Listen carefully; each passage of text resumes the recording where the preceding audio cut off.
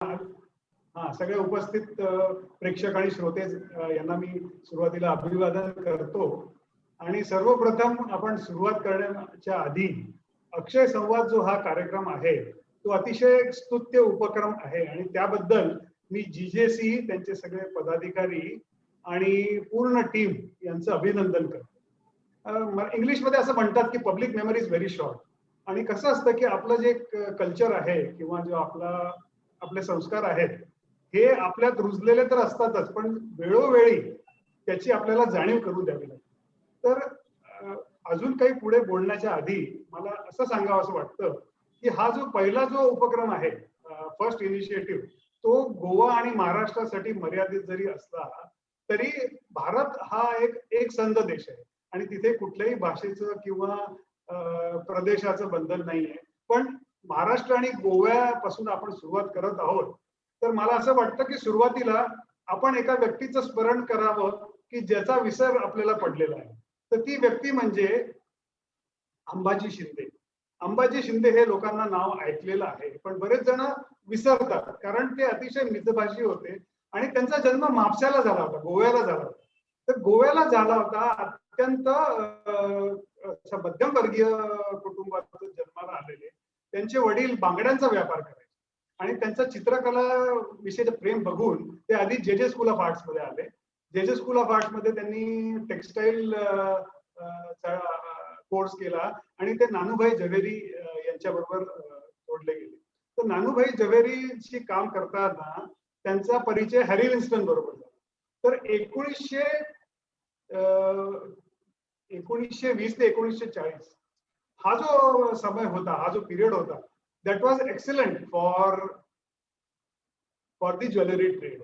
तर त्या वेळेत नानूभाई झवेरी आणि अंबाजी शिंदे यांचा खूप बिझनेस भरभराटीला आला. नंतर त्यांची हॅरी विन्स्टन बरोबर ओळख झाली आणि नंतर मग ते न्यूयॉर्कला गेले आणि त्यांचं निधन मला वाटतं 2003 साली झालं. आणि ते त्यांची सांपत्तिक परिस्थिती सुधारल्यावर देखील ते बसने प्रवास करायचे, इतके ते साधे होते. आणि जेव्हा त्यांचं निधन झालं तेव्हा न्यूयॉर्क टाइम्सने त्यांना best jewellery designer of the century म्हणून त्यांची वाखाणणी केली होती. तर अशा गृहस्थांचं आपण स्मरण करणं, I think that is the good way to begin. तर आपण अगदी अर्धा मिनिटं शांतता पाळूया आणि मग सुरुवात करू. आशिष सर, तुम्हाला काही म्हणायचं आहे? बोला. नाही, अंबाजी शिंदेबद्दलच मला 2 मिनिटं बोलायचं होतं. की आमचा आणि त्यांचा पर्सनली माझे बंधू सुभाष पेठे त्यांच्याशी अतिशय पर्सनल संबंध होता आणि आम्ही त्यांना अनेक वेळा भेटलेलो आहोत आणि त्यांच्या दुकानात येऊन गिरगावमध्ये खरेदी करून गेलेले आहे. तर त्यांची एक छोटी आठवण म्हणजे आम्ही 95 साली न्यूयॉर्कला गेलेलो होतो. अशोक भाई सुनने जैसा कहानी है कि हम न्यूयॉर्क में गए थे 1995 में और 5th एवेन्यू पे हैरी विंस्टन का एक मार्की बड़ा मेन स्टोर है, हैरी विंस्टन का, जहाँ पे लोग अंदर जाने के लिए डरते हैं because there is no piece which is less than $5 million और वहाँ पे विथ अपॉइंटमेंट ही जाना पड़ता है. तो because we were special invitees of Ambaji Shinde, हम अंदर गए और उन्होंने पर्सनली हमको उनका पूरा वर्कशॉप, उनका डिजाइन स्टूडियो और वो सब दिखाया. तो जब हम वहाँ घूम रहे थे, तिथे आम्ही फिरत होतो तेव्हा हॅरी विन्स्टनचा नातू तिकडे आला होता. त्या शोरूम मध्ये त्यांच्या वर्कशॉप मध्ये होता आणि मग तो आला तेवढ्यात मग त्यांनी ओळख करून दिली की असे असे बॉम्बेचे ज्वेलर्स आणि हे मिस्टर हॅरी विन्स्टनचं नातू असं. तर त्यावेळेला हॅरी विन्स्टननी सांगितलं, अरे अरे मेरा इसमें कुछ नहीं है, mister Shinde is Harry Winston. Coming directly from the grandson of Harry Winston, he says that Harry Winston is nothing but Ambaji Shinde. It is biggest compliment anyone could have given him, and he was very down to earth. अगदी चांगले होते. आता तुम्ही विषय काढला म्हणून त्यांची ती आठवण झाली की त्यांना आपण मानतो तसं स्वतः हॅरी विन्स्टनची फॅमिली पण त्यांना मानते आणि ते त्यांना जे काही सक्सेस मिळालं त्याचा खूप मोठा त्याचा भाग ते अंबाजी शिंदेच्या डिझायनिंगला देतात. थँक्स. बरोबर आहे. चांगलं झालं तुम्हाला तुमची ओळख होती आणि तुम्ही या अनुषंगाने त्यांची आठवण काढली. तर त्यांना मला वाटतं 6 मुलं आहेत अंबाजी शिंदेना. पण त्यापैकी कोणी ज्वेलरी फील्ड मध्ये नाहीये. पण त्यांचा एक पुतण्या आहे दिनेश शिंदे. तर त्यांच्याबद्दल मी वाचलं आहे.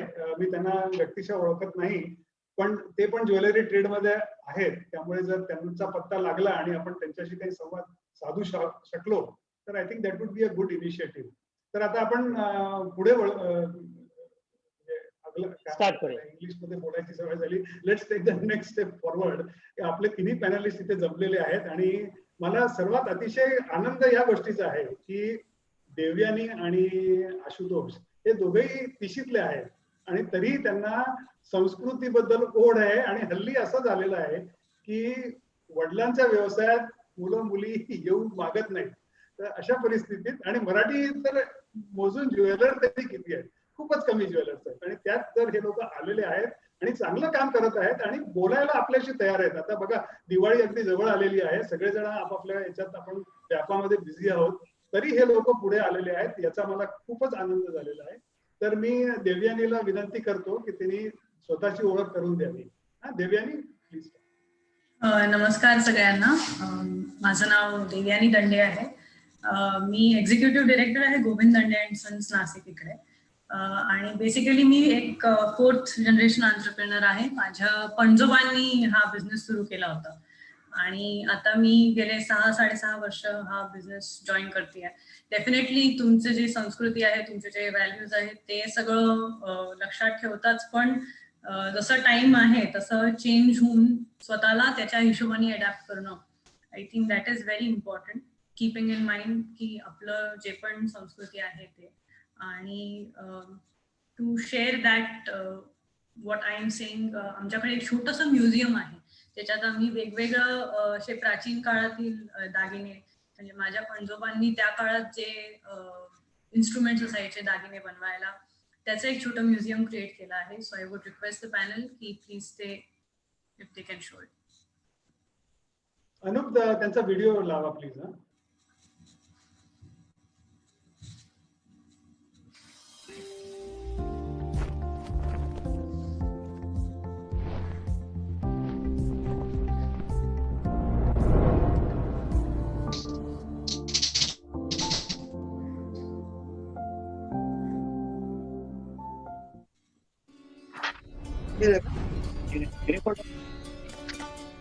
Share.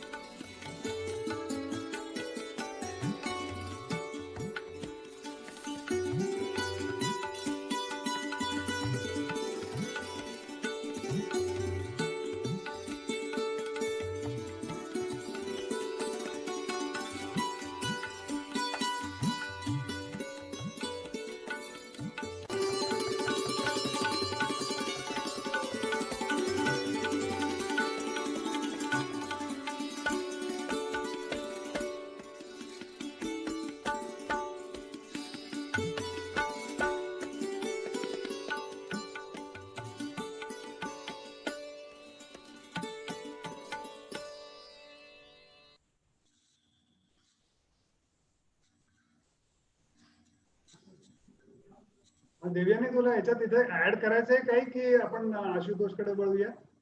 So we can move towards Ashutosh. तर मी आशुतोषला निमंत्रण करण्याच्या आधी तुम्हाला सांगतो की तुमच्या मनात कदाचित असा प्रश्न आला असेल, अरे बडोदा तर गुजरातमध्ये आहे, तर आशुतोषला कशाला बोलवलं? तर आपल्याला कुठलाही त्याच्यात राजकीय हेतू नाहीये. पण आपण जर आपला इतिहास बघितला तर बडोद्याचे गायकवाड, इंदोरचे होळकर आणि ग्वालियरचे शिंदे हे मराठीशाही जे होते, जी मराठीशाही जी पूर्वीची होती त्याच्यामध्ये हे 3 संस्थानाचा खूप मोठा सहभाग होता. आणि आपण बडोद्यापुरतं बोलायचं झालं तर हे खूपच सदन असं संस्थान होतं. आणि आज पण जर तुम्ही बडोद्याला गेला म्हणजे जातच असाल तर तिथे जाल तर तुम्हाला गायकवाड ने जे काम केलेलं आहे त्याची प्रचिती आपल्याला येते. तर मी अधिक काही न बोलता आशुतोषला विनंती करतो की त्यांनी स्वतःची थोडक्यात ओळख करून द्यावी म्हणजे आपल्याला पुढे. आशुतोष प्लीज. जी, सगळ्यात अगोदर सगळ्यांना नमस्कार. मी आशुतोष सोनी, बरोडा पासून, आणि माझं वय आहे 21 वय, आणि मी माझं मास्टर शिकून राहिलेलं आहे basically cellular and molecular biology मध्ये. आणि वडिलांचा बिझनेस आहे फाईन हाय अँड ज्वेलरी मध्ये. एक खूप छान रंगमंच आहे हा, आणि याचा खूप छान स्कोप आहे. ह्याला मी खूप प्राधान्य देतो, आणि आपलं मराठी कल्चर हेरिटेज ला पण खूप प्राधान्य देतो, आणि आपण छानपैकी सुरुवात करूया ह्याच्यावर. अनुप त्यांचा व्हिडिओ जरा लावा प्लीज. आशुतोष सोनींचा हार्विस ज्वेल्सचा व्हिडिओ लावा प्लीज.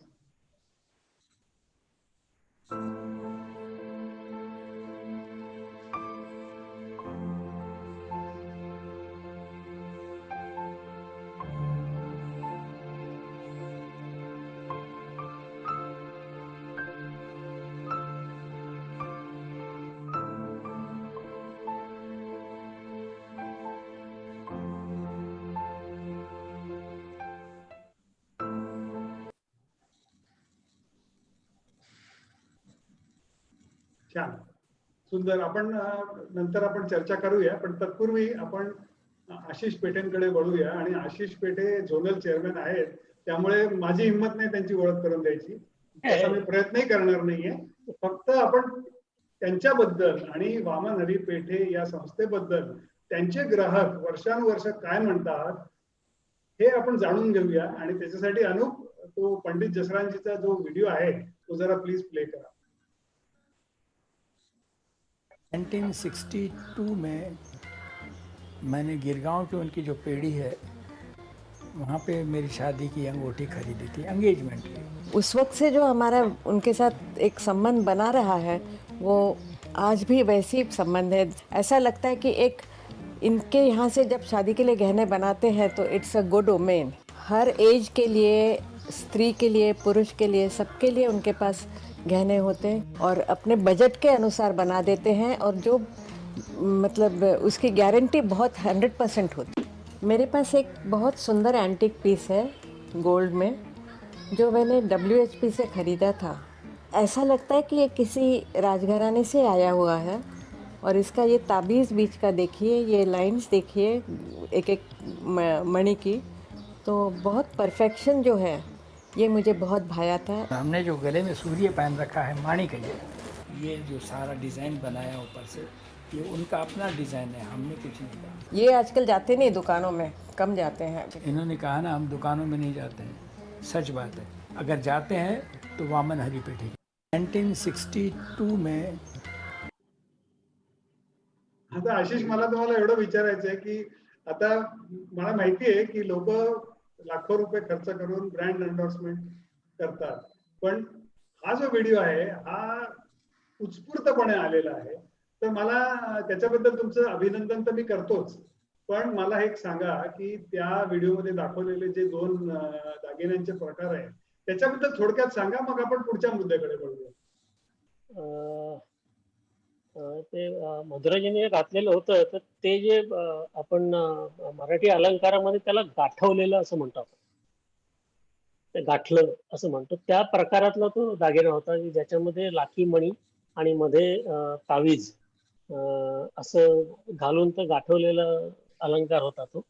आणि पंडितजींच्या गळ्यामध्ये होतं ते रुबीचं, सूर्याचं, रुबी स्टोनने बनवलेलं सूर्याचं, आणि त्याला कोंदणात बसून केलेला हे लॉकेट होतं, तावीज. असे 2 ते होते आणि very kind of them to have said those many kind words about us. आता नाही ते पण थँक्यू. अच्छा. तर आता आपण संस्कृती म्हणजे नेमकं काय? तर आपण संस्कृती हा काही आपला हा क्लासरूम एक्सरसाइज नाहीये. आपल्याला संस्कृती म्हणजे काय हे सगळ्यांना माहिती आहे. We don't really have to define culture. पण आपला जो संबंध येतो संस्कृतीशी, तर तो कशा प्रकारे येतो की आपण कथा कादंबरी म्हणा किंवा गाणं म्हणा किंवा कविता म्हणा, सिनेमा, नाटक, टीव्ही सिरियल याच्यातून आपल्याला प्रचिती मिळते संस्कृती. तर आपला जो मराठी ग्राहक आहे किंवा मराठी आपण जे असतो ते इतरांपेक्षा थोडेसे वेगळे असतो. आपण बरं, आपलं काम बरं, हा आपला जनरली ऍटिट्यूड असतो आणि आपण जे काय करायचं ते इमाने इतबारे करायचं, जास्तीच्या भानगडीत पडायचं नाही आणि आपल्याला तो जो काही वेळ मिळत असेल तो आपण आपले छंद जोपासण्यासाठी करतो. आता तुम्हाला उदाहरण द्यायचं झालं तर दिवाळीच्या वेळेस तुम्हाला आता हा वर्ष ही दिवाळी वेगळी आहे. जो प्रशांत दामले म्हणतो ना, ही दिवाळी वेगळी आहे. यावेळेस दिवाळी पहाट किंवा पाडवा पहाट असे कार्यक्रम होतील की नाही मला माहिती नाही, पण दरवर्षी ते होतात. आणि मला वाटतं महाराष्ट्र हे असं आय थिंक एकमेव राज्य असेल की जिथे लोक सकाळी 5:30-6 वाजता पदरचे पैसे घालून तिकीट काढून नाटक म्हणा, गाण्याचा कार्यक्रम म्हणा अशासाठी जातात. आणि ही एक खासियत आहे. म्हणजे हा ट्रेंड इतर राज्यातही पसरू लागलेला आहे, पण मला वाटतं की मराठी लोकांमध्ये हा जास्ती ट्रेंड आहे. आणि जेव्हा तुम्ही जाल अशा कार्यक्रमांना तर तुम्ही बघाल की ते सगळे कार्यक्रम सगळे हाऊसफुल असतात आणि प्रत्येक जण नटून थटून आलेला असतो आणि सगळे ट्रेडिशनल ड्रेसेस मध्ये असो, तरुण असो, मध्यम वयीन असो किंवा म्हातारे गृहस्थ असो, सगळे ट्रेडिशनल पोशाखात असतात आणि ज्या स्त्रियांनी दागिने घातलेले असतात ते अगदी ट्रेडिशनल होतात. तर तुम्हाला जर उदाहरण द्यायचं झालं की आता मी खूप विचार केला की तुम्हाला कसं माझं म्हणणं पटवून द्यायचं. तर आता मी मगाशी म्हणालो की सिनेमा नाटकांमध्ये दागिन्यांचे संदर्भ येतात पण ते आपल्या लक्षात येत नाही. तर मला जर उदाहरण द्यायचं होतं मी खूप विचार केला की असा कुठला प्रसंग आहे की जो मला तुम्हाला दाखवता येईल. तर एक नाटक आलं होतं बघा आणि खूप गाजलं ते, वाडा चिरेबंदी. तर ते विदर्भाच्या पार्श्वभूमीवर होतं. महेश एलकुंचवारांनी लिहिलेलं होतं आणि मला वाटतं चंद्रकांत कुलकर्णींनी डायरेक्ट केलं. तर त्या नाटकामध्ये एक प्रसंग होता आणि तो मला आजही व्यवस्थित आठवतो की त्याच्यामध्ये असं एक कुटुंब दाखवलं होतं की जे पूर्वी खूप श्रीमंत होतं आणि आता त्यांचे दिवस पूर्वीसारखे राहिलेले नाहीयेत, हळूहळू चाललेली आहे. अशा परिस्थितीत घरची जी गृहिणी आहे तिचं जे दागिन्यांशी नातं आहे ते कसं प्रतीत होतं ते इतकं इफेक्टिव्हली घेतलेलं आहे. तर त्याच्यासाठी मी अनुपला रिक्वेस्ट करेन की निवेदिता सराफांचा एक व्हिडिओ आहे तो जरा प्लीज दाखवा.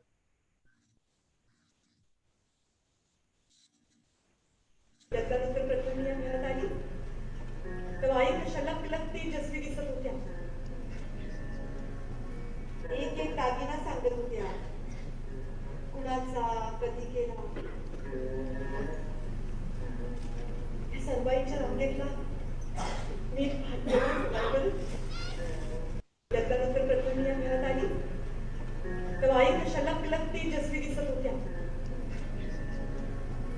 एक एक दागिना सांगत होत्या कुणाचा कधी केला. सर्वांच्या रंगेतला मी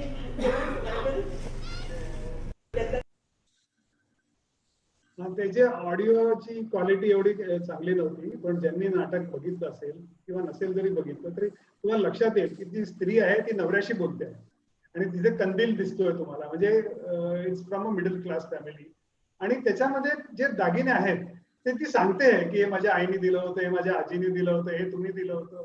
तर ती त्या दागिन्यांविषयी तिला एक ममत्व आहे, एक आपुलकी आहे, एक लागणी आहे. तसंच स्त्रियांना शालू शेल्याबद्दल पण असतंच, पण शालू शेले किंवा कपडे लत्ते बनायचं शेल्फ लाईफ कमी असतं. दागिन्यांचं शेल्फ लाईफ असं असतं की they pass on from generation to generation.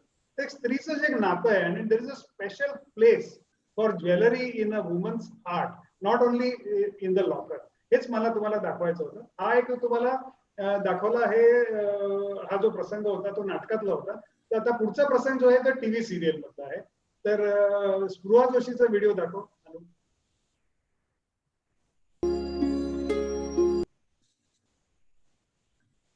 तर आता हे दोन जे व्हिडिओ तुम्ही बघितले याचे काळ वेगळे आहे. तो एक आहे आता जो दुसरा बघितला तो पेशवाईच्या काळातला आहे आणि जो विदर्भातला जो तुम्हाला दाखवला प्रसंग नाटकातला तो आफ्टर इंडिपेंडन्स आहे.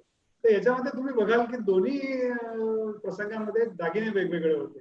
जर तो जो पेशवेकालीन जो सीन दाखवला जर त्याच्यात जर तुम्हाला त्या स्त्रीने स्पृहाने जर दागिने नसते घातले तर you would have field something odd. म्हणजे दागिना आणि स्त्री यांचं जे नातं आहे ते एकदम व्यवस्थित तुम्हाला त्याच्यामध्ये त्याची प्रचिती येते.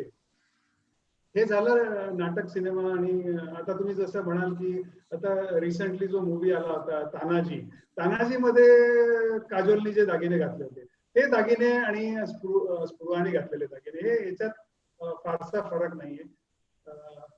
आणि because they belong to the same period. आता हा झाला आपल्याला नाटक सिनेमातला संदर्भ. आता कला आपण म्हणतो जेव्हा jewellery making is it an art तर त्याचा नक्कीच कलेशी संबंध आहे. आता तुम्ही जर राजा रवी वर्माचे जे पोर्ट्रेट बघाल तर तो पोर्ट्रेट प्रत्येक स्त्रीचा जो पोर्ट्रेट आहे त्याच्यामध्ये तुम्हाला दागिना दिसेल आणि त्या दागिन्याची एक आपली वेगळी कहाणी असते. तर art imitates life and life imitates art. म्हणजे जे लोक घालतात त्याचंच आर्टिस्ट रूपांतर करतो आणि तो तुमच्या समोर पेश करतो अँड व्हाईस वर्सा. तर मला पहिला प्रश्न म्हणजे असा ओपन एंडेड विचारतो तिघांनाही. तुम्ही तिघांनी आपली मतं मांडायची आहेत की आपण हा जो व्यवसाय आहे jewellery making is it an art. ती एक कला आहे, तो एक व्यवसाय आहे का तो एक व्यापार आहे. आता आपण जेव्हा कलेबद्दल बोलायचं झालं तर मी तुम्हाला उदाहरण दिलं होतं की अंबाजी शिंदे यांना चित्रकलेची खूप आवड आहे. आणि जेव्हा आपण डिझायनिंगचा विषय काढतो तेव्हा design depends on the imagination and inspiration. एका कलाकाराला इन्स्पिरेशन मिळतं आणि तो कुंचल्याने किंवा पेन्सिलने त्याचा आधी चित्र काढतो आणि त्या चित्रावरती कलाकुसर कशी करायची. आर्ट आणि क्राफ्ट आर्टिझनशिप आणि क्राफ्टमॅनशिप हे भाग नंतर येतात. पण हल्ली काय झालेलं आहे की कॅड अँड कॅममुळे चित्रकला आणि आर्ट हे मला वाटतं कुठेतरी it has lost its purpose. तर मला तुम्हाला हाच प्रश्न विचारायचा आहे की कला आहे की व्यवसाय आहे की व्यापार आहे. देवेने तुमच्यापासून सुरुवात करू. तर बेसिकली आय वुड से की हे तिन्ही आहे. म्हणजे तुम्ही आणि ओव्हरऑल म्हटलं तर हे बेसिकली सेंटिमेंट जपायचा एक व्यवसाय असं बोलू शकतो आपण त्याच्यात. कारण जेव्हा कोणतीही स्त्री दागिने घेते तेव्हा तिचं एक काही ना काहीतरी स्वप्न असतं आणि जेव्हा ती ते घालते आणि व्हेन आय पर्सनली सी त्यांना की त्यांच्या चेहऱ्यावर जो आनंद येतो तो त्या कलेमुळे येतो. आणि ऑब्व्हियसली त्याच्या बॅकएंडला आपण कसं त्यांच्याशी व्यवसाय करतो, आपण कसं सगळं त्यांना बाकीच्या गोष्टी ऑफर करतो, या सगळ्या गोष्टींचं कॉम्बिनेशन मिळून हे एकत्र येतं असं मला वाटतं. सो वी कांट स्पेसिफिकली से की हा व्यवसाय आहे का कला आहे. It's a combination and it's a synchronisation of all three of what you sed. Ashutosh तुमचं काय म्हणणं आहे? Sir, basically, the thing is that it is both. It is art as well as business. But I must say that for me, jewelry making and jewelry designing is moreover like an art because ज्वेलरीचा initial stage जो येतो तो पेपरवर planning अगोदर सगळ्यात अगोदर करावं लागतं. प्लॉट करावं लागतं की आपल्याला कुठचा दागिना बनवायचा आहे हाय end ज्वेलरीमध्ये. According to the raw materials what we have, from which mines, what kind of raw materials, their shape and everything. So based on that we have to design. आपण त्याच्यावर आपण डिझाईन करतो. एक सुरुवातीचा स्टेप सगळ्यात अगोदरचा आर्टचा असतो तोच. आणि मग आपण आपल्या आर्टिशियन्स असतात ते हँडमेड क्राफ्ट ज्वेलरी बनवतात, हँडमेड डिझायनिंग करतात आणि तिला best of the best fine क्वालिटीचे स्टोन्स आहे, मणी आहे, रत्न आहे, तिला इनकॉर्पोरेट करतात ते तर मला असं वाटतं आणि ते लोकांपर्यंत पोहोचवणं, तर असं वाटतं की एक आर्ट जास्ती आहे त्याच्यामध्ये आणि बिझनेस कमी आहे. बिझनेस तेव्हाच होतो की जेव्हा समोरच्यांना म्हणजे ग्राहकला जेव्हा ते प्रसन्न होतं आणि जेव्हा त्यांना आवडतं आणि सेंटिमेंटली एक अटॅचमेंट होतं, तेव्हा जे घेतात तेव्हा एक बिझनेस तो राहतो. पण अगोदर रिलेशनशिप आणि आर्ट जास्ती वाटतं मला. Good point. आशिष, तुम्हाला काय म्हणायचंय? जसं देवयानी आणि आशुतोष म्हणाले तसं हे it is a combination of all three. तिन्हीचा एक मेळ आहे तो. आणि हा तिन्हीचा मेळ आपल्या संस्कृतीचा भाग आहे. म्हणजे आपल्या संस्कृतीमध्ये दागिने बनवणं किंवा डिझायनिंग ही आर्ट पण आपल्या पार्ट ऑफ आर कल्चर आहे. किंवा दागिन्यांचं खरेदी करणं, देवाणघेवाण करणं हा व्यवसाय जरी असला तरी तो आपल्या कल्चरचा भाग असल्यामुळे त्या निमित्ताने सेव्हिंग होतं. अडीअडचणीला लोकांना ते कामी येऊ शकतं. अशा पद्धतीने जी आपली संस्कृती इव्हॉल्व्ह झाली आहे, हे हे तिन्ही गोष्टी त्या आपल्या संस्कृतीमध्ये मला शब्द एक्झॅक्ट असिम्युलेट झाल्यात किंवा एकत्रित आल्यात असा त्याचा भाग आहे तो. आणि दागिने हे माझ्या मते it is a celebration of life. Apart from the संस्कृती it is way of celebration. ते सेलिब्रेशन करताना ऑब्विसली व्यवहारही होतो, पण बाकी दोघे जण म्हणाले तसं it is primarily a form of art great. असं मला वाटतं. आता तुम्ही तिघांनी तुमची सहमती आहे की बाबा ज्वेलरी हा जो व्यवसाय आहे तो व्यवसाय जरी असला, आपल्याला दुकानं चालवायची आहे, आपल्याला कुटुंब चालवायचं आहे, त्यामुळे त्याच्यामध्ये आपला एक व्यावसायिक दृष्टिकोन असो किंवा व्यापारी दृष्टिकोन जरी असला तरी आपण सगळे एक कला जोपासतो. तर त्याच्यामध्ये मला तुम्हाला एकच विचारायचंय आणि हा प्रश्न तुम्हाला तिघांनाही मी विचारतो की आपण जेव्हा कला म्हणतो तर त्याची आपण तुलना करतो कलेबरोबर. तर चित्रकला कसं आहे की चित्रकला जी आहे ते इथून येते, इमॅजिनेशन आणि त्याच्या डोक्यावर. आणि त्याच्यामध्ये त्याची जी इन्व्हेस्टमेंट आहे त्याचं भांडवल काय आहे, तर एक ब्रश, कॅनव्हास आणि पेंट.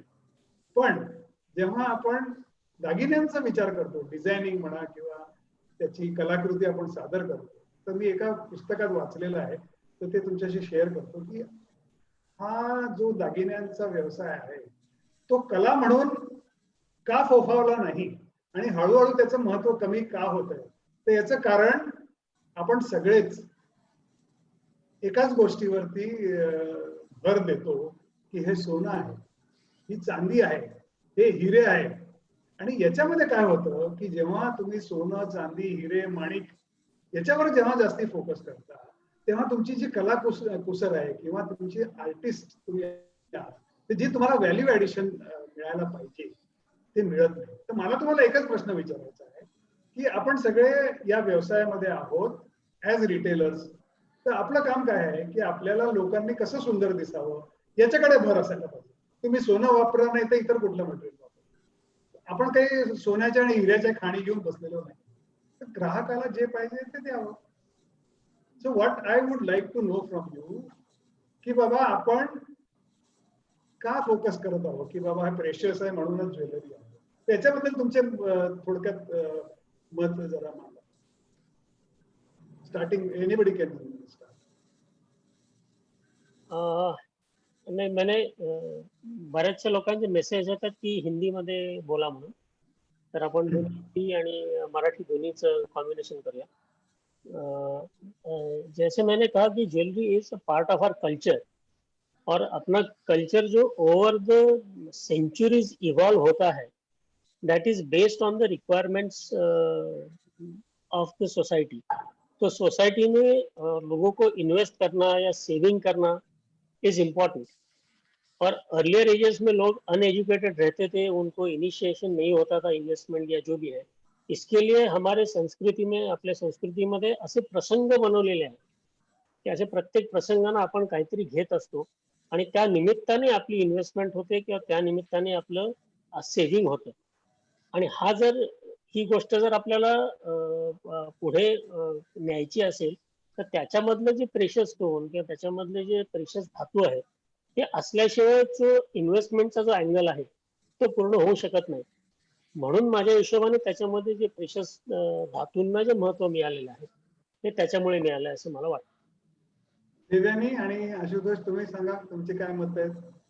तर ह्याच्यात तर मी हे सांगेल की आपलं ओव्हरऑल जे तुम्ही सांगताय की हळूहळू आपण त्याला आर्ट म्हणून नाही बघत आहे, बट आम्ही जो आता लेटेस्ट ट्रेंड बघतोय आमच्या कस्टमर्सचा, so they are going towards the old generation जे डिझाईन्स आहेत, तर ते एकदम असे स्पेसिफिकली ते हे नाही करत की आम्हाला एकदम तसेच पाहिजे, बट त्यांचं इन्क्लिनेशन हळूहळू परत आता जुन्या डिझाईन्सकडे चाललं आहे, व्हॉट वी फील. आणि त्यांना जे नवीन म्हणजे जे त्या डिझाईन्स आता खूप अपिलिंग वाटायला लागल्यात असं मला वाटतं. So what you said is one point, आणि जे आम्ही बघतो इथे that's another. Ashutosh. Sir, adding to the point, Ashish sir आणि देव्यानी त्यांनी सांगितलं की मोर ओव्हर जनरली ट्रेंड, मला असं वाटतं त्याच्यामध्ये मी ऍड असं करेल की आपण ट्रेंड ज्या लोकांना हवे for younger generation, especially young generation साठी आपण काहीतरी थोडं हेरिटेज आपलं प्रिझर्व करावं, आणि काही गोष्टी काही आर्ट फॉर्म मध्ये आपण आणि ज्वेलरी फॉर्म मध्ये छोट्याशा हिंट्स आपण रिप्रेझेंट कराव्या, डेपिक्ट कराव्या आपल्या नवीन ज्वेलरीमध्ये, तर आपलं हिस्ट्री प्रिझर्व राहील इंडियाची. आणि ऍट सेम टाइम आपण ट्रेंडी पण आपण थोडं राहावं आणि फाईन ज्वेलरीवर आपण फोकस करावं, क्राफ्ट्समॅनशिपवर आणि क्वालिटीवर. अच्छा, नाही आता कसं आहे माहिती का की आपल्याला आपल्याकडे सध्या जे ग्राहक वर्ग आहे तो 40च्या पुढचा आहे, पण हल्लीची जी तरुण पिढी आहे त्यांचे विचार अगदी वेगळे आहेत. त्यांच्याकडे ओनरशिप हा इश्यूज नाही आहे. आता माझंच उदाहरण देतो. माझी मुलगी अमेरिकेत असते आणि ती सुट्टीत आली होती आणि मी आशिष सरांची अपॉइंटमेंट घेतली होती. ती म्हणाली की मला माझ्या मैत्रिणीचं लग्न आहे, मला तिथे दागिने घ्यायचे. तर दोनदा आम्ही अपॉइंटमेंट घेतली आणि दोनदा आम्ही पोहोचलो.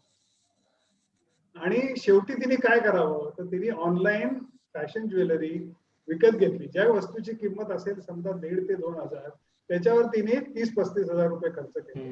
ती काय म्हणाली की मला एकच दिवस घालायचंय, छान दिसतंय, मला काय परत तिकडे अमेरिकेत न्यायचं नाही. तर हा भाग एक आपण सोडून देऊया, पण हा एक खूप महत्वाचा भाग आहे आणि हे दिवसेंदिवस वाढत चाललेलं.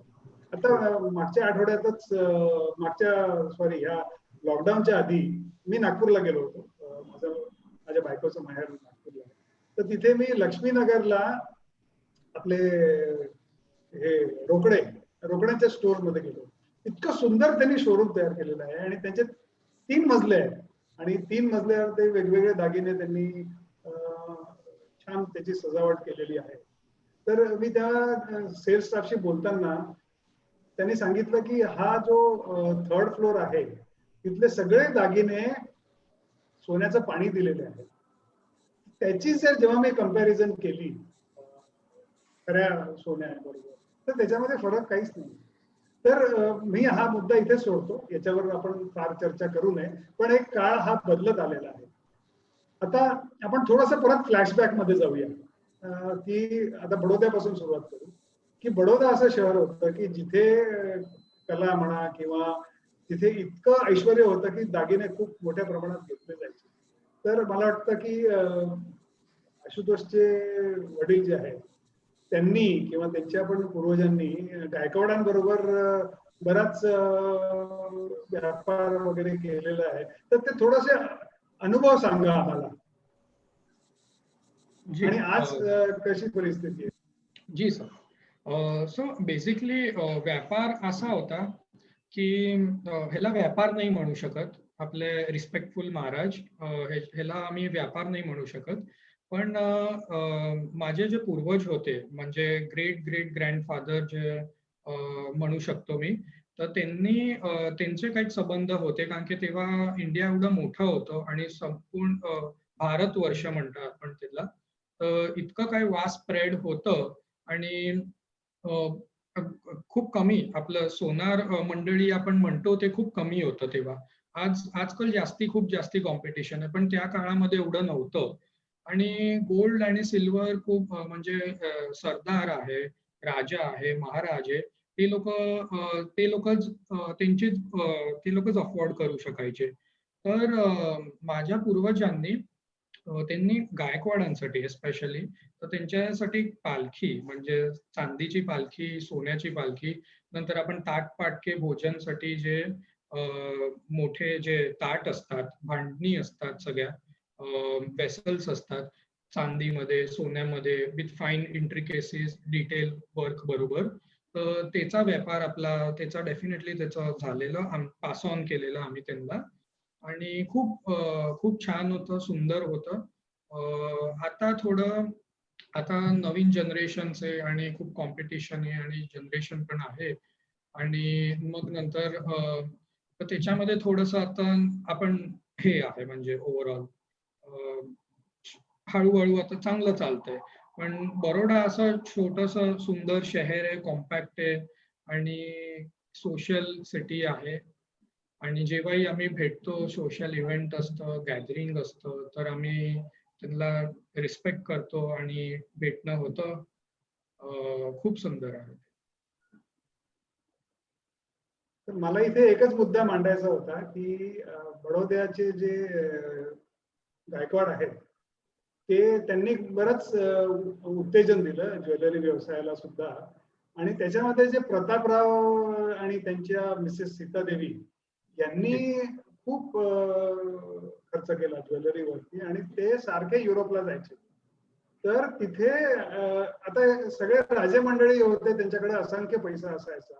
तर ते जयपूरचं रॉयल फॅमिली असो किंवा बडोद्याचं असो किंवा कपूरथळ्याचं असो, ते सगळे युरोपमध्ये भेटायचे. Europe, yes. त्यामुळे काय झालं की कार्तियर म्हणा किंवा हॅरी विन्स्टन नाही, व्हॅन क्लिफ अँड आर्पेल्स किंवा बुशेरॉन या लोकांना कळलं की अरे हे भारतामध्ये इतका पैसा आहे आणि ते लोक इथे यायला लागले. तर कार्तियर अजून सुद्धा ही ब्रँड, महाराजा ब्रँड जो आहे त्याच्या गोष्टी आजही सांगतात. तर मला आणि आता आपण बघा की ज्या राणी साहेब आहेत बडोद्याच्या, त्या कधी म्हणत नाही की मी XYZ ज्वेलर कडून घेतलं, I am wearing a Cartier bangle. तर हे असं का? इथे आपण कुठेतरी मार्केटिंग मध्ये कमी पडलेलो आहोत. मी जेव्हा आज थोडंसं वाचन करत होतो तर अंबाजी शिंदेनी बरीचशी ज्वेलरी बडोद्याच्या महाराणींसाठी बनवली होती, पण त्याचा उल्लेख कुठे येत नाही. काय येतं तर कार्तियर. लक्षात आलं की नाही? तिथे आपण आपली जी हेरिटेज आहे त्याचं भांडवल कोणी केलं तर लुई वितॉननी. की लुई वितॉनचे trunks maharajas used to buy. Cartier अजूनही म्हणते की आता माझ्याजवळ पुस्तक आहे, हे पुस्तक कार्टियरचं आहे, अवश्य वाचा तुम्ही. त्याच्यामध्ये 20 ते 30% इंडियन केस स्टडीज दिलेले आहे की हाऊ द टुटी फ्रुटी कसा डेव्हलप झाला. It's inspired by India. So why as Indians we are not able to build the India story. हा मला एक महत्वाचा मुद्दा आहे. तर आता मी जास्ती भाषणबाजी करत नाही. मी तुम्हाला आशिषजींना हेच विचारतो की तुम्ही खूप सुंदर काम केलेलं आहे. तुम्ही जे ट्रॅडिशनल ज्वेलरी आहे, ठुशी म्हणा किंवा नथ म्हणा, तर हे लोक, मी तुम्हाला आधीच सांगितलं की लोक विसरतात, त्यांना जाणीव करून द्यायला लागतं की बाबा असं असं आपलं कल्चर होतं आणि त्याचा मॉडर्न इंटरप्रिटेशन कसं करायचं, अडॅप्टेशन कसं करायचं, हे तुम्ही खूप सुंदर केलेलं आहे. तर तुम्ही हे कसं केलं, काय रिसर्च केला आणि तुम्ही लॉन्च केल्यावरती कशा पद्धतीने मार्केट केलं आणि त्याचा तुम्हाला काय रिस्पॉन्स मिळाला?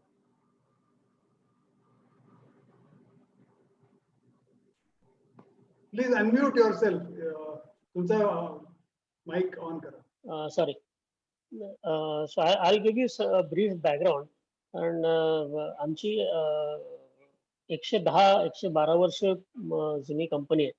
त्यामुळे कस्टमरच्या मनात, कस्टमर के मन में ये विचार आते थे कि ये तो पुराने हैं, ये तो पुराने ज्वेलर है, इनके पास नया कुछ नहीं होगा. ये तो निगेटिव पार्ट हो गया. लेकिन पुरानी चीजों के लिए तो हमारे पास कस्टमर स्पेशली आते थे कि ये तो पुराने ज्वेलर है, तो इनके पास सब ट्रेडिशनल ज्वेलरी 100% मिलेगी. तो चाह के दूर दूर से लोग हमारे पास आते थे. त्यामुळे आता हे जे ट्रेडिशनल महाराष्ट्रीयन जी ज्वेलरी आहे, फॉर एक्झाम्पल नथ किंवा तन्मणी घ्या आपण, तर हे घेण्यासाठी लोक आमच्याकडे दूर दूरून यायचे आणि ते कस्टमर काउंटरला विचारायचे, हा तुमच्याकडे नथ आहे का, मला नथ घ्यायचंय, माझं लग्न आहे. म्हणून यंग यंग मुली यायच्या आणि मग ते आल्यावरती काउंटरला नथ पाहिली की म्हणायची, हे काय, ही तर माझ्या आईकडे आहे, तशी सिमिलर माझ्या आजीकडे पण आहे, मग मी ही कशाला घेऊन राहून दे, मी आईचीच घालते. So there was a demand for nut, but we didn't have a product that the customer wanted. They wanted in that same concept something new. त्यामुळे आम्ही हळूहळू आमचं जे नाविन्य कलेक्शन होतं त्याच्यामध्ये आम्ही असे महाराष्ट्रीयन जे ट्रेडिशनल दागिने आहेत त्यांना नाविन्यपूर्ण स्वरूपामध्ये प्रेझेंट करायला लागलो, की आजकालच्या यंग मुलींना सुद्धा ते वेगवेगळ्या ड्रेसेसवर, पेहरावावरती त्या घालू शकतील किंवा त्याच्यामध्ये ट्रेडिशनल ज्वेलरीची जी प्रकार आहे त्याच्यामध्ये मॉडर्न त्याचं काय म्हणतात रूप आम्ही प्रेझेंट केलं आणि त्याच्यामुळे तुम्हाला आता नाविन्य बाजूबंद तुम्हाला आम्ही केला होता किंवा नाविन्य ठुशी केली होती. ठुशीचा पण हाच आम्हाला एक्सपिरियन्स आहे. आता हे बाकीचे दोघं जण पण आहेत त्यांना हा एक्सपिरियन्स येईल कि लोग आते हैं कि मुझे वो ट्रेडिशनल कुछ तो चाहिए, लेकिन हम ओरिजिनल ट्रेडिशनल चीज दिखाते बोलते हैं हाँ ये तो सिमिलर है मेरे पास, इसमें कुछ नया है क्या. So they want a traditional item but with a modern twist.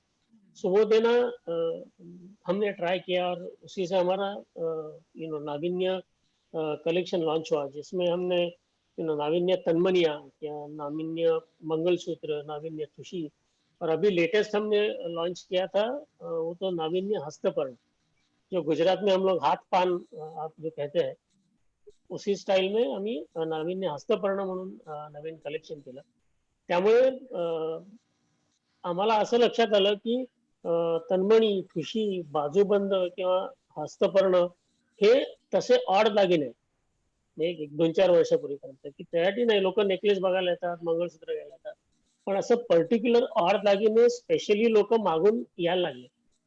आम्ही जेव्हा बाजूबंद करायचं तर कित्येक फॅमिली आमच्याकडे त्यांच्या लग्नाची खरेदी म्हणजे घेतलेली साडी घेऊन यायचे की आम्ही ही साडी घेतली त्याला मॅचिंग आम्हाला बाजूबंद करून द्या. तुम्ही मगाशी म्हणालात ना दागिने म्हणजे काय आहे, हे सेलिब्रेशन, हे इन्व्हॉल्वमेंट आहे. त्या दागिन्यातली त्या बाईची, त्या परिवाराची ती इन्व्हॉल्वमेंट आहे की ती साडी घेऊन तो कलर परफेक्ट मॅच होतोय की नाही हे बघून बाजूबंद घ्यायचे. So I think it is our generation responsibility की जे आपले ट्रेडिशनल दागिने आहेत ते सुद्धा लोकांना आपलेसे वाटावे, ते त्यांना घ्यावेसे वाटावे, असं काय म्हणतो अट्रॅक्टिव्ह आपण प्रेझेंट करणं ही आमची जबाबदारी आहे आणि त्यातनंच हे नाविन्य कलेक्शन आमचं आलं असं म्हणून. थँक्स सर, मी एक ऍड करू शकते? हाँ बोला बोला. तुम्ही सांगितलं बेसिकली जे आता अभी हम लोग जो बोल रहे हैं कि नए जनरेशन को पुरानी चीजें पता नहीं है, तो जैसे अभी आशीष सर ने बोला कि ठुशी है या फिर वज्र टीका वगैरह है, सो वो आजकल एक्चुअली लोगों को काफी पसंद आने लगा है. और रिसेंटली जो हमने अभी एकदम लाइट वेट में एक प्रोडक्ट इंट्रोड्यूस किया था, जिजाऊ डोरलव. So basically it is inspired by the one of the serial ज्याच्यातून आम्ही ते घेतलं आणि त्याची खूप डिमांड आली आम्हाला. It is a very light weight आणि मुख्य म्हणजे हे नवीन जनरेशननी वापरलं. ही डिमांड नवीन जनरेशन कडून होती, त्याच्यामुळे त्यांना त्याचा रेलेव्हन्स, त्या जुन्या दागिन्यांचा रेलेव्हन्स दिसतोय, पण त्यांचा पॉइंट ऑफ व्ह्यू बघायचा असा आहे की हमें लाइट वेट में चाहिए. वी डोंट वांट 50-60 ग्राम का नेकलेस, वी ओनली वॉन्ट छोटा. तर जिजाऊ डोरला हार्डली किती 8 का 10 ग्रॅम का 5 ग्रॅमचं पण येतं. तर ह्याच्या थ्रू आय थिंक ची नवीन जनरेशन जी आहे ती जुन्या सगळ्या दागिन्यांना आता परत हळूहळू कनेक्ट होत चालली. ठुशी पण तुम्ही म्हटलं तर ठुशी पण कमी वेट मध्ये येतात, जे ऍक्च्युली नवीन जनरेशन आता प्रेफर करायला लागले. इथे मला एक फक्त ऍड करायचं, माझं जे ज्ञान आहे या बाबतीत खूप मर्यादित आहे, पण आपण जेव्हा संस्कृती जी म्हणतो ती अशी स्टॅटिक किंवा स्टॅग्नेट नसते, ते दुसऱ्या कल्चर कडून इन्स्पायर झालेली असते. तर आता आपण शिवाजी महाराजांची जेव्हा गोष्ट करतो तर शिवाजी महाराज मोत्यांच्या माळा घालायचे, कानामध्ये बाली घालायचे, झालं तर चिरेटोप घालायचे, त्यांचा बाजूबंद असायचा. तर त्याच काळामध्ये एक मला संदर्भ असा वाचण्यात आला की आरसी नाम की एक छोटी सी रिंग होती. उस रिंग में there are coloured stone and there is a small mirror in between. तो वो उसका सिग्निफिकेंस क्या होता था कि पुराने जमाने में जब कोई घर की जो बहू होती थी, जो घर में काम करती थी, तो it was not polite for her to go and check herself in the mirror every time. ते कुंकू व्यवस्थित लागलेले की नाही हे बघण्यासाठी त्या आरसी नावाची एक अंगठीचा प्रकार होता आणि त्या अंगठीमध्ये ती बघायची. आणि दुसरा पण एक अँगल मला असं सापडला की त्याच आरसी मध्ये एक छोटासा चोर कप्पा कि बाबा आपल्यावर कोई बुरी नजर हम पर ना डाले और अगर नौबत आ गई कि अपनी जान लेनी है तो उसमें छोटा सा पॉइजन की पुड़िया भी होती है. वो आरसी का ऐसा रेफरेंस था. तो देवयानी मैडम, मैं आपसे पूछना चाहता हूँ कि आपने बताया तो हमारे महाराष्ट्रियन कल्चर में जो नेकलेस के कई प्रकार हैं, जैसे हमने ठूसी की बात कर ली, चिंच पेटी नाम की चीज होती है, लफ्फा होता है, वज्रटिक होता है. तो क्या बारीकियां हैं? How is it different? One is different from the other, number one, and can we build stories around this to make culture relevant to today's generation? This is what I want to ask. Yes. And then will move to Ashutosh. Yes, so जो आपने अभी ठुशी बोला वो काफी centuries से चलता आ रहा है. Basically it is उसके जो रूट्स है वो 3rd सेंचुरी से आ रहे हैं. वो इनिशियली तो पहले सिर्फ राजशाही लोग ही पहनते थे, बट जैसे जैसे टाइम गया वैसे वैसे लोगों को अभी थोड़ा जब गोल्ड अफोर्ड करने आ रहे हैं एंड जो नए जनरेशन है उन्हें ये सब अपील हो रहा है. ये डिजाइन अभी बहुत अच्छे लग रहे हैं. सो उनका कहना है कि we want the same design but उसमें अलग अलग पैटर्न चाहिए. जैसे हमारे यहाँ पे सबसे जो हॉट सेलिंग आइटम है ठूशी में वो टेम्पल का है, जो 3 लेयर के होते हैं. अगर आप पहले के जमाने में देखोगे तो वो इतना पूरा गला ऑक्यूपाई कर लेता है, पर अभी नए जनरेशन का कहना है कि हमें इतना बड़ा नहीं चाहिए, हमें 10 ग्राम के अंदर 12 ग्राम के अंदर चाहिए, जो हम उन्हें बना के दे देते हैं. और खुशी इज वन. और जो वज्रटिका आप बोल रहे हो वो बेसिकली यूजुअली जो सीनियर वुमेन है वो पहनते हैं. और तो उनका जो डिजाइन है वो थोड़ा अलग होता है. दैट इज मोर इंक्लाइन जो पहले के जमाने में पहनते थे, वो थोड़े बड़े डिजाइन होते थे.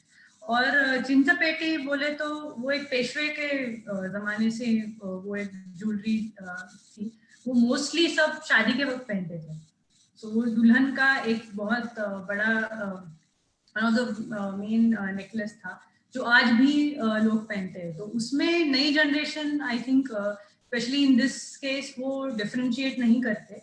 So these are basically the 3 differences between what you said. Ashish sir, तुम्ही लफ्फ्याबद्दल काही सांगू शकता का? What is लफ्फा? लफ्फा म्हणजे बेसिकली नेकलेस चा एक प्रकार आहे जो असा गळ्याबरोबर असतो आणि असा फ्लोईंग असतो. त्याला लफ्फा म्हणतात.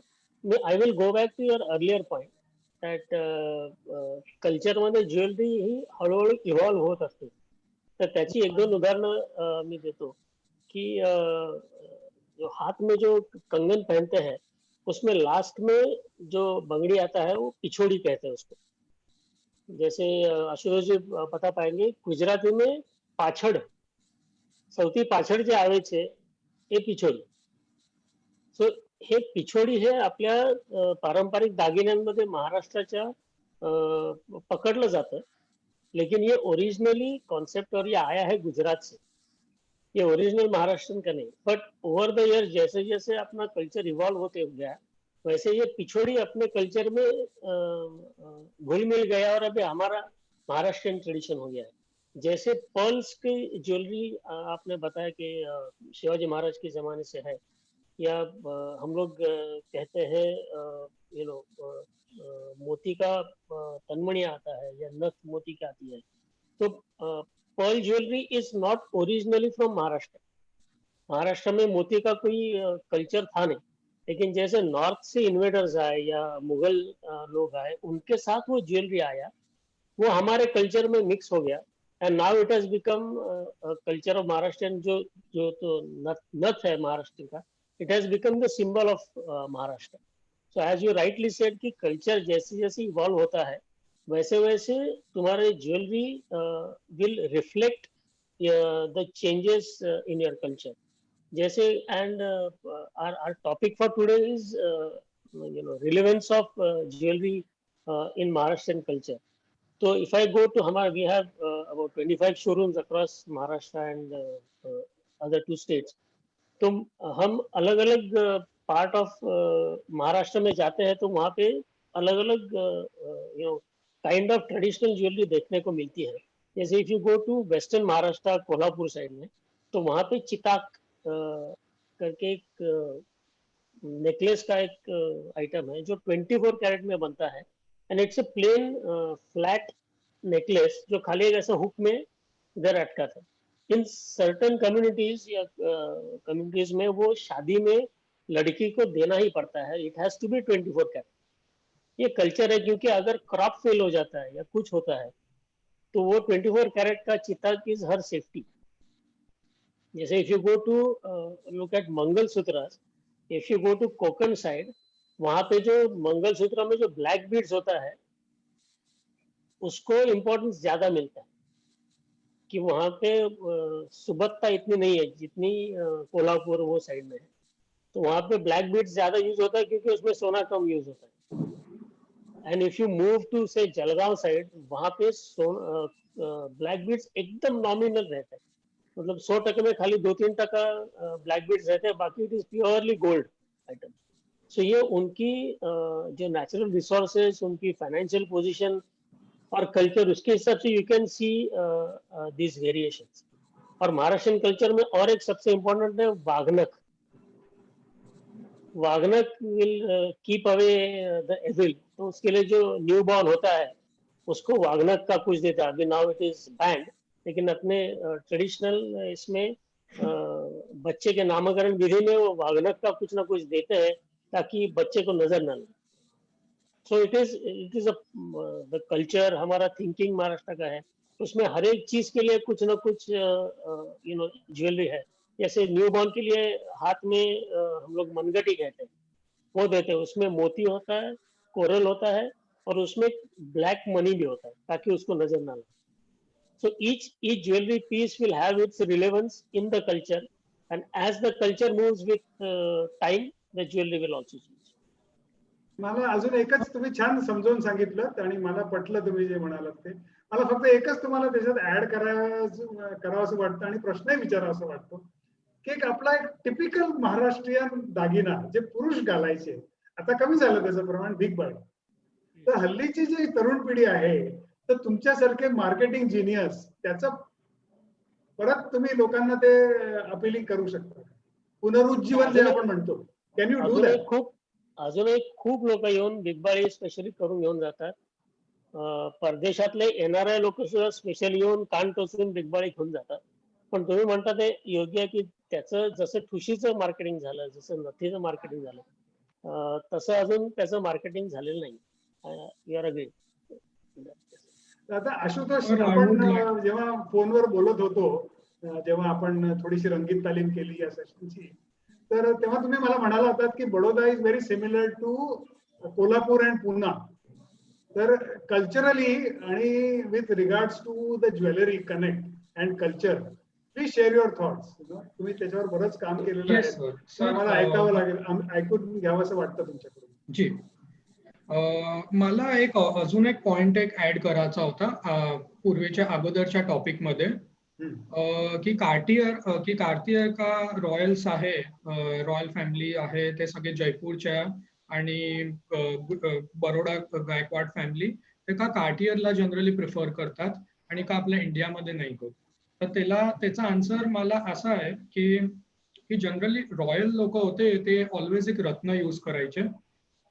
For example, Baroda is famous for Baroda pearl necklace, then pearl carpet, Basra pearl carpet.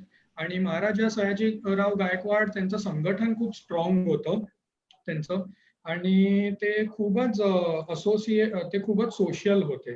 तर त्यांनी खूप अपॉर्च्युनिटीज दिलेल्या, म्हणजे इराणवरून त्यांना बस्रा पर्लसाठी इन्व्हाइट केलेलं होतं आणि एक्झिबिशन इथे केलेलं पूर्वीच्या काळामध्ये.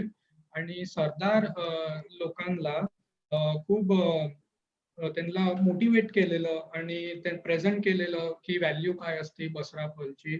आणि सेम जेव्हा जॅक्विस कार्टियर जेव्हा इंडियामध्ये 1912 मध्ये त्यांची व्हिजिट होती बरोडाला, तेव्हा त्यांनी प्रेझेंटेशन त्यांनी त्यांचे मणी रत्न फाईन क्वालिटीचे एमराल्ड रुबी सगळं मांडलं असेल. आणि हे सगळं अट्रॅक्ट करतं रॉयल्सला जनरली. तुम्ही आजही हिस्ट्रीमध्ये पाहतील नॉर्थ पासून घेऊन साऊथ पर्यंत ऑलवेज महाराजा पटियाला ऑलवेज सगळी त्यांची ज्वेलरीमध्ये डायमंड्स असतात आणि फाईन एमराल्ड्स असतात.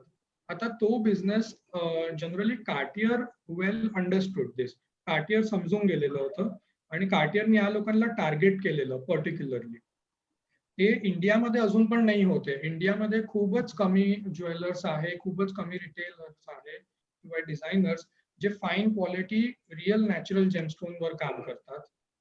फक्त आता काय की फक्त डिझाईन्स खूप मोठ्या होतात आणि रॉ मटेरियलची जी क्वालिटी आहे ती डिग्रेड होतीये. म्हणजे पोलकी पूर्वीच्या काळामध्ये पोलकी खूप मोठी असायची आणि फाईन डायमंडची असायची आणि त्याला चाम आणण्यासाठी एमराल्डचे मोठे मोठे टंबल्ड एवढे मोठे एमराल्ड कोलंबियन एमराल्ड असायचे, झांबियन एमराल्ड असायचे, बर्मावरून रुबीज इम्पोर्ट व्हायचे, असं व्हायचं. आणि सिलॉन सफायर्स सगळं काही असं होतं. पण आता खूप कमी आहे, आता तो ट्रेंड कमी आहे. पण मल्टीनॅशनल कंपनीज ब्रँड सगळ्या या ते कंटिन्यू करतात. पूर्वीपासूनच त्यांचा ग्रोथ रॉयल्स पासून झाला, महाराजास पासून झाला अक्रॉस इंडिया आणि आज त्या खूप मोठ्या ब्रँड्स बनून गेलेल्या आहेत. तर ते अजून इंडियामध्ये खूप लोकांमध्ये जनरली त्याचा अवेअरनेस नाहीये आणि lack of knowledge in the gemstone industry. तर सेमी प्रिशियस स्टोन्स चालतात, synthetic emerald, synthetic rubies generally खूप चालतात. ट्रीटेड असतात, डुप्लेट फॉर्म असतात, पण नॅचरल नाही होते. म्हणजे रॉयल्सला जनरली रॉयल लोक पण इंडियाला हे नाही करत, ते कार्टियर प्रिफर करतात. हा त्याचा आन्सर आहे. तर याला फक्त करतो सांगितलेलं आहे. मला तुम्हाला एक मूळ मुद्दा तुम्हाला सांगावा असं वाटतो की आशिष सरांनी पण आपल्याला सांगितलं की मोती आपल्याकडे आले कुठून. तर नाही तर मी तुम्हाला सांगतो जे मी वाचलेलं आहे. आता you have mastery over the natural coloured gemstone. तर त्याची पार्श्वभूमी अशी आहे की हे मुघल ज्यांनी मुघलांनी आपल्यावर राज्य केलं, त्यांचं जे बलस्थान होतं त्यांचे कॅपिटल दिल्ली होतं. तर दिल्लीला तुम्हाला माहिती आहे औरंगजेबांनी पिकॉक थ्रोन आणि ते सगळं त्याच्यामध्ये भरपूर प्रेशियस स्टोन्स वापरले. They migrated from Persia and Turkey and Ottoman empire. So they when they came to India they set up their base in Delhi.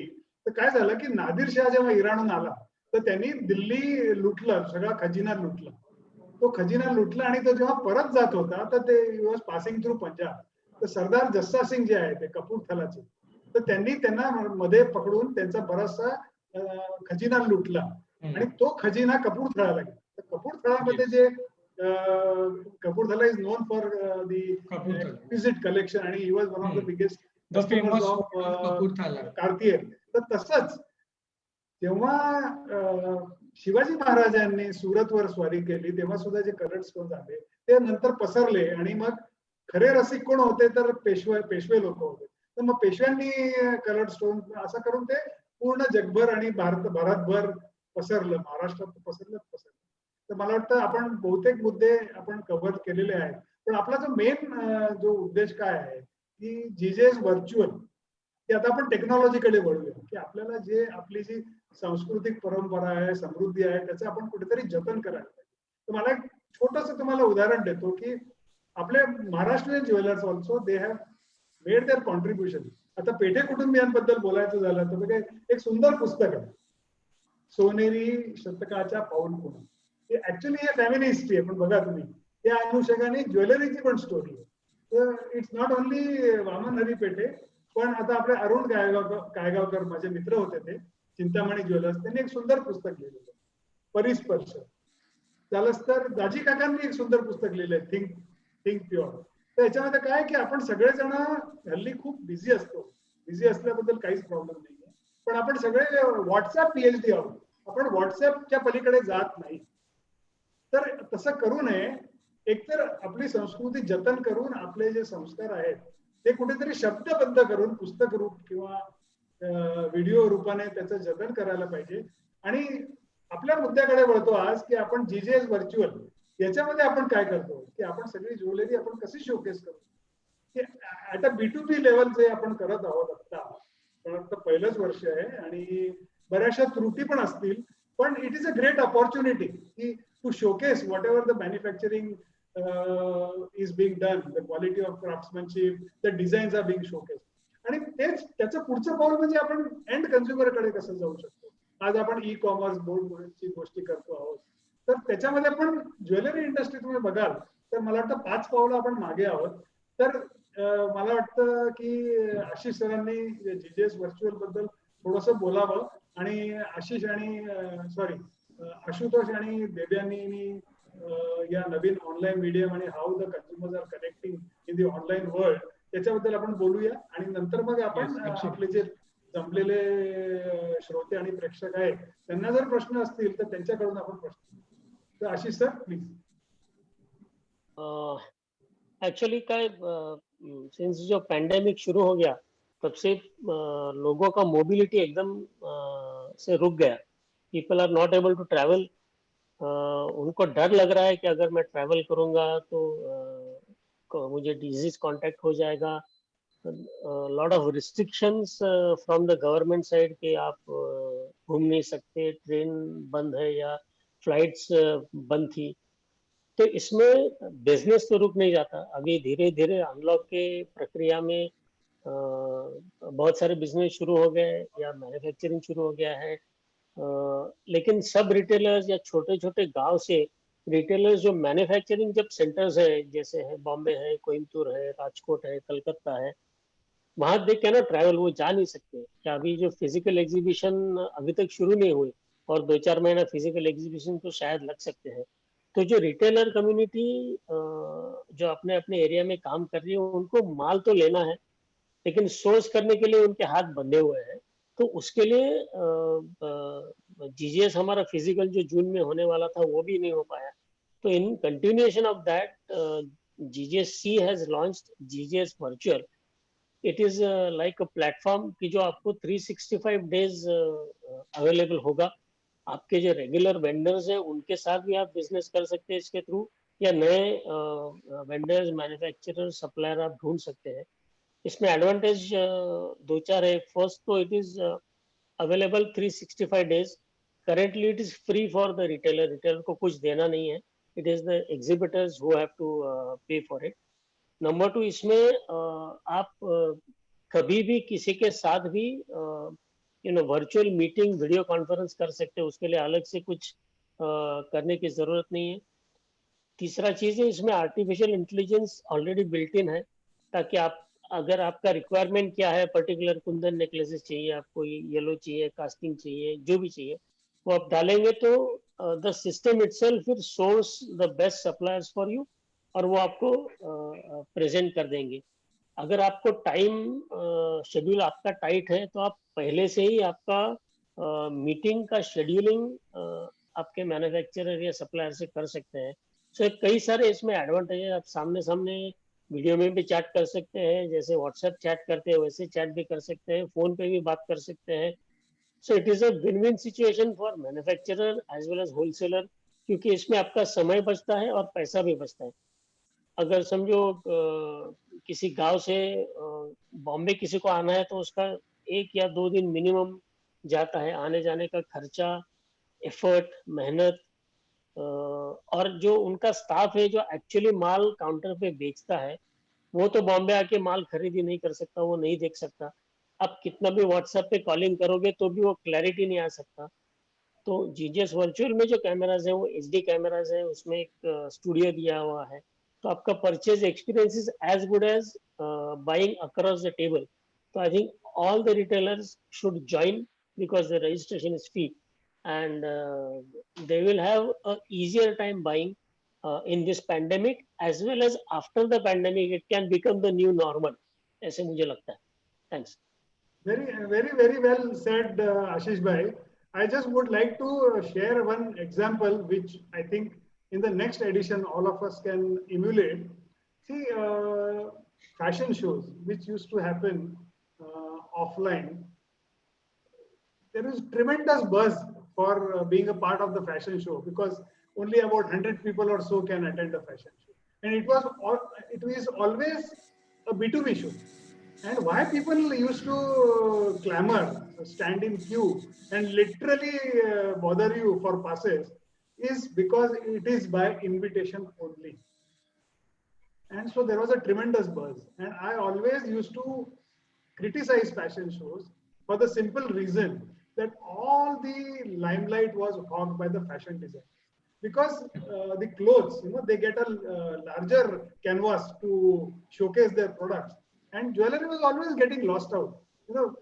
Can anybody see a finger ring on a ramp? No.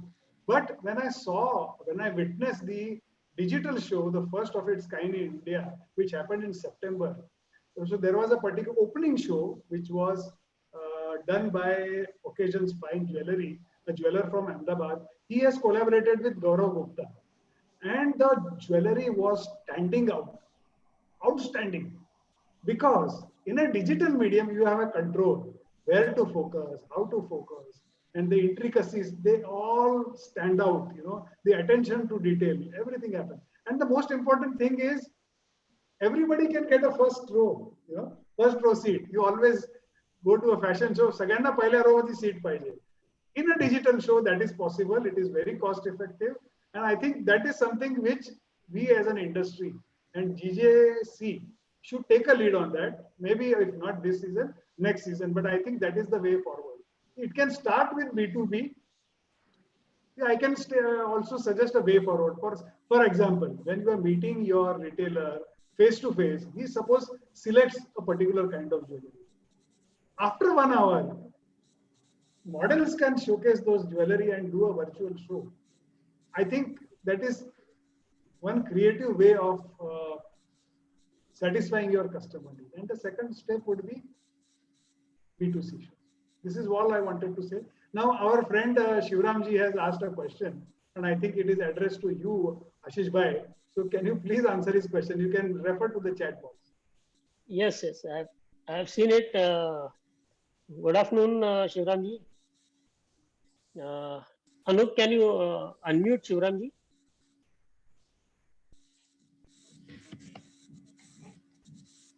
Hi, Hello, hello. all of you. Namaskar. कैसे गुरुजी? Are namaste. We are hearing all the gurus and the retail trade here. We are only the back end gurus. No, it's a interesting thought. जैसे geotagging होता है वैसा similar concept for jewelry. लेकिन उसके लिए हर एक area K all the jewelers have to join hands, and मतलब it's not a easy cake to do, because उसमें particular define करके उसका registration या trademark करके then we can promote across industry. It's a very interesting thought. We'll definitely think about it. Yeah, maybe even without geotagging, even if we kind of popularize saying that Maharashtrian jewelry is coming all the way to say Cochin, right? Punjabi. Perfect example for that is a Paithani. Paithani sari is known across India. Devyani can vouch for it. But any lady who comes from out of Maharashtra to Maharashtra will say, I want to buy a Paithani back home. Like what Nalli's has done for the South saris. Something similar we'll have to, Thushi or Nath has a very strong potential for that, I would say. Very interesting. Right. Good. Very nice. Nice session. I think congrats to all of you. Look forward to catching up sometime. Thank you, sir. Thank you. Thank you, Shivramji. Mahesh Thomre, काही विचारायचं आहे का तुम्हाला? I think there is a jeweler from Beed, माजलगावहून आलेले आहेत महेश. महेश, काही बोलायचं आहे का तुम्हाला? You can unmute Mahesh Thomre. Anup कोळी. एक मिनिट मी करतो. अनम्यूट करा. नाही, अनम्यूट आहे, प्लीज अनम्यूट. हा महेश, काही बोलायचं आहे का तुम्हाला?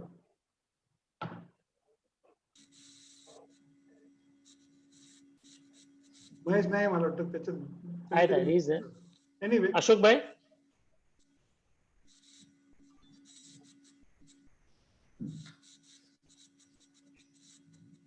Ashok sir. Yes, yeah, I was listening to this whole webinar, very interesting, and a lot of great things that you guys discussed, starting from Ambaji Shinde and coming to all the cultural elements that are so strong, that have actually really built the jewelry sector of Maharashtra in such a strong way, and why uh, the first uh, 30 years of the 20th century and the next 70 years of the 20th century have really played such a big role, and why the Maharashtra always had a commanding position.